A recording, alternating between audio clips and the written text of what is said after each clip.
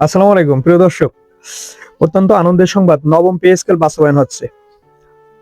আজকে 6 জানুয়ারি দেশ রূপান্তর একটা সংবাদ ছাপছে। আমি সাইটে আপনার স্ক্রিনশট দিয়ে দিছি, আপনারা দেখে নেন। দেশ রূপান্তর নিউজ পোর্টাল, ওখানে গ্রেড সংখ্যা 16টি রেখে বেতন কাঠামো নির্ধারণ করতে যাচ্ছে চূড়ান্ত সুপারিশ। তারা পাণ্ডুলিপি তৈরি করে ফেলেছে পে কমিশন।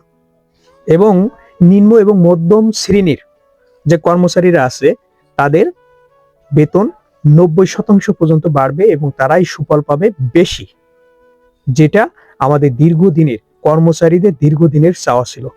এবং অন্যান্য সুযোগ সুবিধাও ঠিক সেম হারে বাড়বে। শিক্ষকদের জন্য আলাদা বেতন কাঠামোর প্রস্তাব করেছেন। আমার কমেন্টে অনেকে বলছে দেবে না, হতাশাগ্রস্ত হয়ে গেছিল অনেক ব্যক্তি। তাদের জন্য আজকের এই ধামাকা মেসেজ যে নবম পে স্কেল হবে। আমি সবসময় বলতাম যে আপনারা আশা ছাড়বেন না, আল্লাহর উপর ভরসা রাখুন। নিশ্চয়ই আল্লাহ তাআলা আমাদের 22 লক্ষ সরকারি কর্মচারীদের এই দাবিকে বিফলে দিতে পারেন না। এত চাওয়ার পরেও বিফলে দিতে পারেন না। অবশ্যই আমরা পাবো।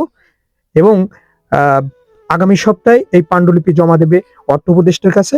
এটা যাচাই বাছাই করে অর্থ উপদেষ্টা এবং প্রধান উপদেষ্টা ঘোষণা করবেন আগামী নবম পে স্কেল।